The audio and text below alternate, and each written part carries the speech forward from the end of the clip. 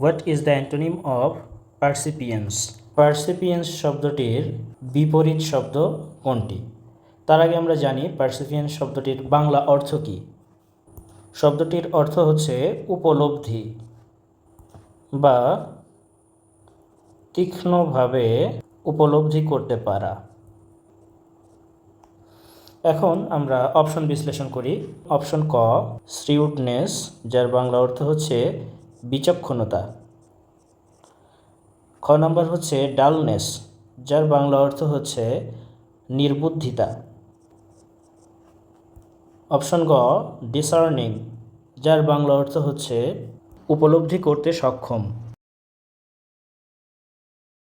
বা প্রাজ্ঞ। অপশন ঘ অ্যাস্টিউটনেস, যার বাংলা অর্থ হচ্ছে বিচক্ষণতা। যেহেতু পার্সিপিয়েন্স শব্দটির বিপরীত শব্দ চেয়েছিল, তার মানে উপলব্ধি বা তীক্ষ্ণভাবে উপলব্ধি করতে পারার বিপরীত শব্দটাই হচ্ছে নির্বুদ্ধিতা, অর্থাৎ অপশন খ ডালনেস।